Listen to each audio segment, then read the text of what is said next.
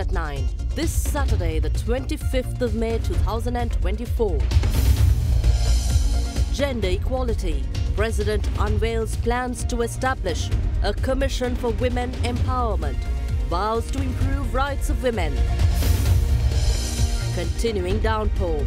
Over 45,000 people affected in the monsoon rains. Several roads in Colombo closed down to avoid adverse effects of the inclement weather. Stern action. Government vows strict action against companies that fail to comply with instructions to increase daily wages of estate workers. ඔබේ විශ්වාසය දෙනු සෙන්සුරයින් දැන් ළඟමැති ෆාමසියෙන් ලබාගත හැක. From Derana, this is Derana First at 9 with Indivari Amuwata. Live from Studio 24 in Colombo. And a very warm welcome. Thank you for joining us tonight, this Saturday night, for the very latest on Derana, your primetime English news service. Let me take you straight to your top stories making headlines tonight. Highlighting the government's commitment to safeguarding women's rights, the President announced plans to establish a commission to enforce legal measures aimed at empowering women in Sri Lanka. Speaking at a gathering, the head of state said that 2 new bills will be brought to improve women's rights. Additionally, President Wickremesinghe said plans are underway to foster development in the northern province, including the establishment of a new city in Punarin and investment zones in Paranthan and in Mankulam. The Centre of Excellence for Women's Healthcare in the District General Hospital of Kilinochchi, which was founded by the Government of Netherlands, was inaugurated today under the patronage of President Ranil Wickremesinghe.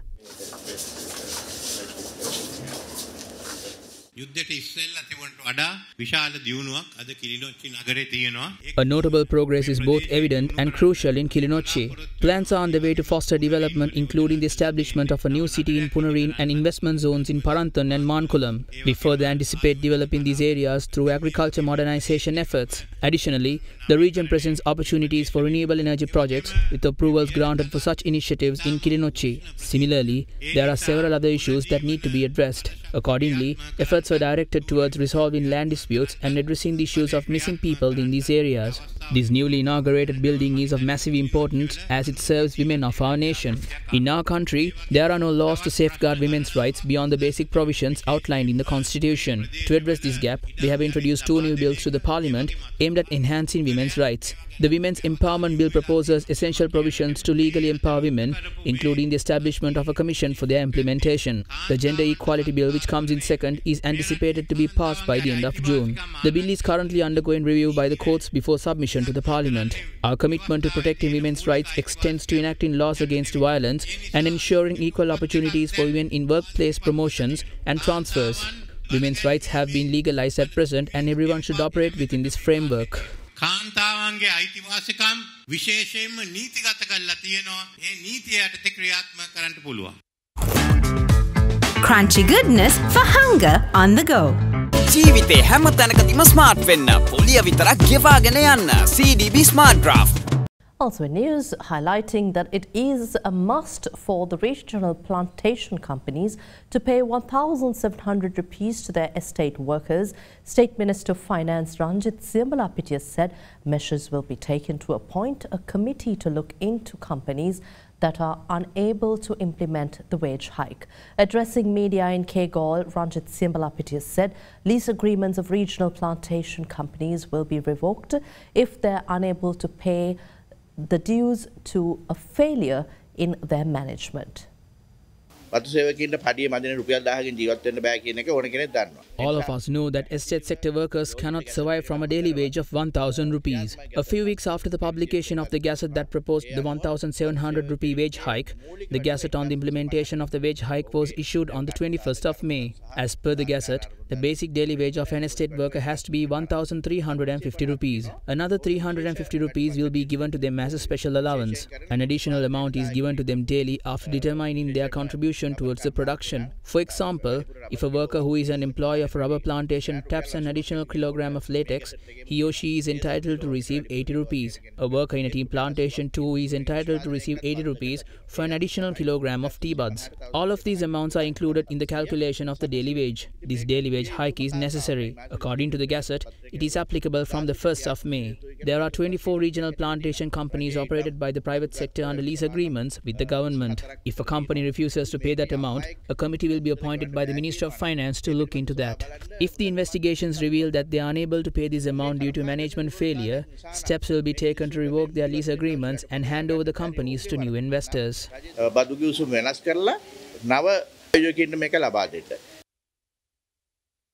The Department of Meteorology expects the current inclement weather to persist for the next few days, considering the prevailing southwest monsoon conditions. In line with the Met Department's prediction, the National Building Research Organisation too extended early landslide warnings to several districts across the island.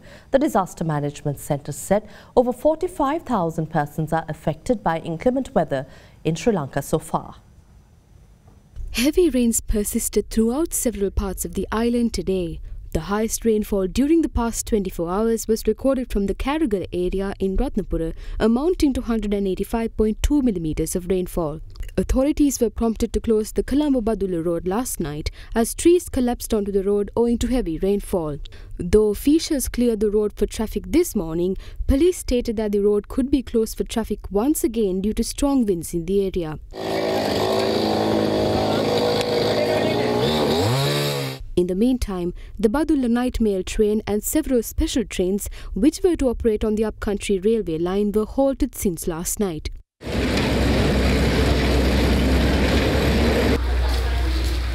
Meanwhile, in separate incidents, several residences and buildings were damaged as trees were brought down by strong winds in Akurassa, Vallavaya, Valigama, Valasmulla and Deyandar areas.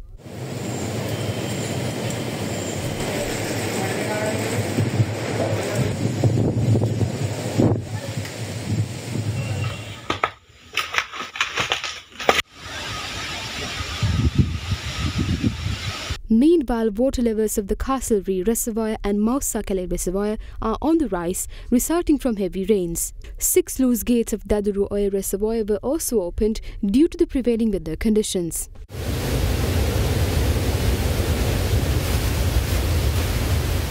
In the meantime, power outages were reported across the island owing to the inclement weather, creating major disruptions.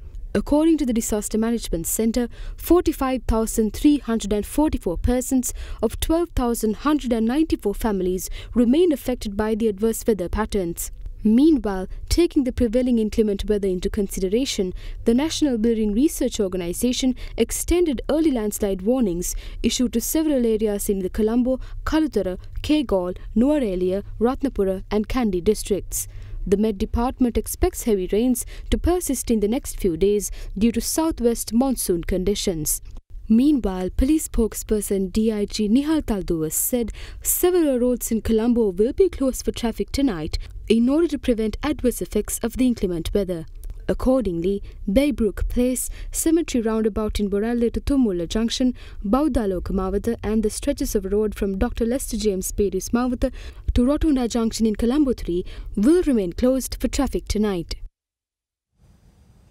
Police released details of a suspect who is said to have had connections with the 4 ISIS terrorists of Sri Lankan origin who were recently apprehended in Ahmedabad in India. The public is requested to contact the Criminal Investigations Department to share any information with regard to the suspect.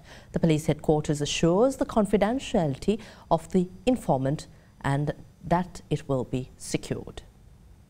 As a part of the joint investigation launched by the Criminal Investigation Department, Terrorist Investigation Division and Intelligence on the 4 ISIS terrorists of Sri Lankan origin who were apprehended in Ahmedabad recently, the authorities have launched investigations into another person named Gerard Pusparaja, who is suspected to have had connections with these terrorists. The photographs and CCTV footage of the suspect, aged 46, were released to media by the police today. The public is requested to contact the Director of Criminal Investigation Department on 071 859 1753 or its officer in charge on 071 859 1774 to share any information with regard to this person. The police headquarters stated that a reward of 2 million will be offered to anyone who provides correct information pertaining to the suspect and assured that the confidentiality of the informant will be secured. Meanwhile, a 34-year-old person who arrived at Derana International Airport on Thursday to travel overseas was detained and interrogated by the Criminal Investigation Department. Later, he was handed over to the Terrorist Investigation Division. It was revealed that the suspect had close relations with the 4 ISIS terrorists of Sri Lankan origin and he had spoken to one of them prior to the day they left for India. Meanwhile, it is revealed that the names of the 4 Sri Lankan ISIS terrorists have been mentioned in the report of the Presidential Commission of Inquiry that probed the Easter Sunday terror attack. Taking their close associations with extremists into account, the Commission has recommended that they be rehabilitated. In such a backdrop, police stated that investigations are currently underway to detect whether there are more suspects affiliated with the ISIS terrorist organization in Sri Lanka. In politics, leader of the Samagi Jana Balawegaya, Sajith Premadasa, pledges to establish 25 branches of the Presidential Secretariat in all districts of Sri Lanka. The opposition leader added that the general public will be facilitated to obtain solutions to their issues by visiting the respective branch of the Presidential Secretariat in their district efficiently. Meanwhile, parliamentarian of the Samagi Jana Balawegaya, Mujibur Rahman, says SJP leader Sajith Premadasa carries out a program to empower the farming community of Sri Lanka with the aim of developing the Sri Lankan economy. The Polonnaruwa district rally of the Samagi Jana Balawegaya was held in Kadurwala this morning under the patronage of SJB leader Sajith Premadasa. මේ රටේ ජනාධිපති වෙනකොට මේ පොළොන්නරුව දිස්ත්‍රික්කයේ ප්‍රාදේශීය ලේකම් කොට්ටාස 7 නියෝජනය කරන මේ අහිංසක ජනතාව වෙනුවෙන් කර්මාන්තපුර 7ක් මට ලබා දෙන්න කියලා මම ඔබගෙන් ඉල්ලීමක් කරනවා. රටක ආර්ථිකය ගොඩනගන්න නම් මේ රටේ ඉන්න ගොවි ජනතාවව ශක්තිමත් කරන්න ඕනේ. ඒ ශක්තිමත් කරන්න පුළුවන් වැඩපිළිවෙල සජිත් ප්‍රේමදාස මැතිතුමාත් එක්ක තියෙනවායි කියන එක අපි තමුන්නාන්සලට මතක් කරන්න කැමතියි. දැන් එහෙම වැඩසටහනක් රනිල් වික්‍රමසිංහ මහත්තයාට තියෙනවද? එයාට එහෙම වැඩසටහනක් නැති හින්දා තමයි රාජපක්ෂලා කොළඟේ නායකයා කරගෙන ඉන්නේ. 25 branches of the Presidential Secretariat will be established in each district. Accordingly, the general public will be able to obtain solutions for their issues through the respective branch of the Presidential Secretariat in the main city of their district. I suggest we lay the foundation for efficient governance. No one who held positions in the opposition has worked for the betterment of the country. Not even my father. We must take the next step, and that is the manufacture of electronics such as microchips. We will establish industrial zones and also establish factories in villages, keeping with the policies of Ranasinghe Premadasa.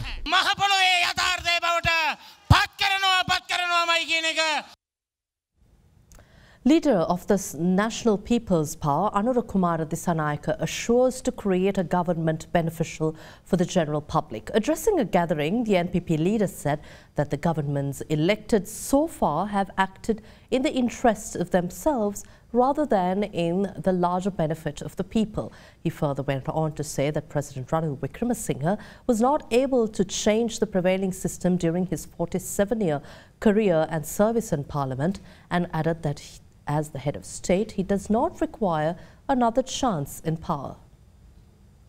The National People's Power's Vaniya District Women's Conference was held today under the patronage of its party leader Anurakumara Dissanayake.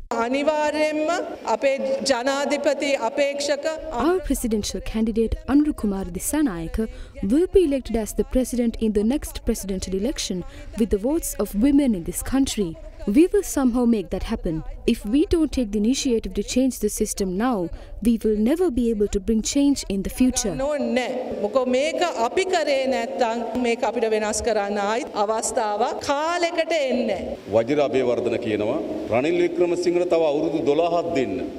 Wajira Abeyewardena said President Ranil Wickremesinghe should be given 12 more years to be in power. Once he also said that only Ranil Wickremesinghe should contest in the election without any other contestant. What does this mean? It means that they are completely aware that they will lose the election. Therefore, I think Sri Lankan politics revolve around the National People's Power at present. The victory of the NPP in the upcoming election signifies that a majority who did not join us previously united with us this time. If not, it is impossible for us to win. Thus far, elected government have acted in the interest of themselves rather than the people. Once they come into power, they make plans to ensure that power will be passed on to their sons. What else they have done to this country? They ought to have addressed the actual concerns of the people if they had recognized them. Ranil has been in parliament since 1977. During his 47 years of service in parliament, he has had served as the prime minister, minister and even became the president. But was he able to develop the country? Now his party says that Ranil should be given another chance. He had 47 years to make change.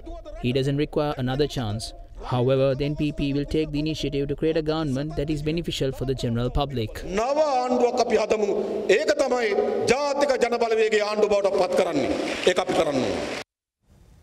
Parliamentarian of the United National Party Vajra Abewardena is of the view that any opposition to the measures undertaken by the President to rectify mistakes committed by political parties during the post-independence era can have a negative impact on the country's future. Meanwhile, parliamentarian of the Samagi Jana Balawegaya Lakshman Kiriyalla points out that the country needs a few government or new government to emerge out of bankruptcy. With that, here's a look at some views expressed by politicians. Every sector in the country came to a standstill due to bankruptcy. Both agriculture and industries too have been disrupted. Around 500,000 children are unable to go to school. This government has no solution for these issues because they pushed the country to bankruptcy. The country needs a new government. Only then will there be hope. ඊයේ වර්ෂයේ highway ලේඛනයෙන් බිලියන 10ක් වෙන් කරලා තියෙන ජනාධිපති වර්ණය පමණයි. ඒ වියදම් රාජ්‍ය හයිවේයෙන් වෙන් කරලා නැත්නම් එහෙම මැතිවරණ පවත්වන්න බෑ. ඒක නිසා අපිට මේ තියෙන සීමාව තුල මූල්‍ය විනයක් ඇතුව තමයි කටයුතු කරන්න සිද්ධ වෙන්නේ. ඒ නිසා ජනාධිපති වර්ණය අවශ්‍යම පැවැත්වෙනවා. JVP එකයි රජබේ ඉතින් දෙකම දෙගොල්ලම එක වගේ නායක දුන්නත් එක වගේ වැඩ පිළිවෙලත් එක වගේනේ. ඒ හින්දා අපිට ලොකු ප්‍රශ්නයක් නෙවෙයි. මේ වැඩේ අපි හොඳට කරාගෙන යනවා. අපි දන්නවා දෙන්නගේම තත්ත්වය. පොහොට්ටුවේ කට්ටිය අලු ගසනව නම් අපට පේනවා. හැබැයි අලු ගසලා නැගිට ගන්න හැදුවට මේ ජනතාව අතර එහෙම වේදිකාවක් නිර්මාණය වෙලා නැහැ තාම පොහොට්ටුවේ අයට ඉඩ දෙන වේදිකාවක්. පහුගිය කාලේ පොහොට්ටුවට ඡන්ද දීලා විඳපු මහා දුක්ගින්දර අමතක කරන්න තරම් මේ රටේ මිනිස්සු මම හිතන්නේ මෝඩ වෙයි කියලා. විරුද්ධ පක්ෂයේ සම්පූර්ණ කල්පනාවෙන් වැඩ නොකරොත් goal. If the opposition fails to work with good consciousness, they will have to face serious consequences which are even more dangerous compared to what they face at the golf phase. The president has begun an era of rectifying the mistakes that each and every political party has caused to this country during the post-independence period. If someone tries to oppose these measures, it is important to keep in mind that doing so can make Sri Lanka both politically and economically bankrupt. The country too can become a colony of another nation. ලෝකයේ අටත් විජිතයක් බවට පරිවර්තනය වෙයි කියන එකයි ශ්‍රී ලාංකික මහ ජනතාව මතක තබා ගත යුත්තේ. And with that, here's a look at some other news in brief. Pakistan's Interior Minister Mohsin Naqvi announced yesterday that at least 43 Pakistani prisoners will be repatriated from Sri Lanka after securing an agreement with the Sri Lankan government. Pakistan has announced a diplomatic agreement with Sri Lanka to expedite the repatriation of Pakistani prisoners, highlighting the strengthening of ties between the two nations. A 40-year-old illegal immigrant from Sri Lanka who allegedly ran a fake government identity proof racket for 8 years has been caught in India. Indian police reportedly said the man was accused of making fake Aadhaar cards, driving licenses, debit and credit cards, as well as bank account papers. His wife and 3 daughters were caught attempting to flee the country using Indian passports. In other local news, an individual committed suicide jumping off the flyover on the outer circular road of Colombo at around 7 p.m. yesterday. The deceased, identified as a 19-year-old resident of Adurugiriya, was then hit by a car which was moving on the road below the flyover.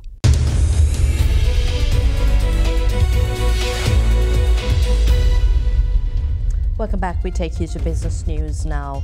The Maldivian Ministry of Foreign Affairs issued a clarification on the recent changes to Sri Lanka's tourist visa scheme. In a statement, the Maldivian Foreign Ministry said that following the announcement of a new e-visa system in Sri Lanka, the ministry has been engaged in discussions with Sri Lankan counterparts to ensure a smooth transition for Maldivian travellers. The statement added that the current procedure allows Maldivians to obtain a free 30-day tourist visa upon arrival in Sri Lanka. The statement noted that for stays exceeding 30 days, Maldivians can apply for a free 6-month visa online via www.srilankaevisa.lk. The ministry requested the Maldivians who are already in Sri Lanka and require a visa extension to contact the Maldivian High Commission in Colombo. In business overseas, Tesla founder Elon Musk says he opposes U.S. tariffs on Chinese electric vehicles just days after President Joe Biden quadrupled levies on electric vehicles imported to the United States from China. The multi-billionaire, speaking at a technology conference in Paris, said that neither Tesla nor himself asked for those tariffs. Last week, U.S. President Joe Biden rolled out new tariffs on an array of Chinese imports, including electric vehicles, seeking to support American manufacturers. The White House stated that the new measures affect $18 billion in imported Chinese goods. Musk's comments are at odds with a warning that he made in January that Chinese car makers would demolish competitors from other countries if there were no trade barriers imposed. Meanwhile, the European Commission, which oversees the European Union trade policies, has given itself a deadline of July 4th to decide whether to impose measures against imports of Chinese-made electric vehicles. That's all from us here tonight. Thank you for watching. Good night.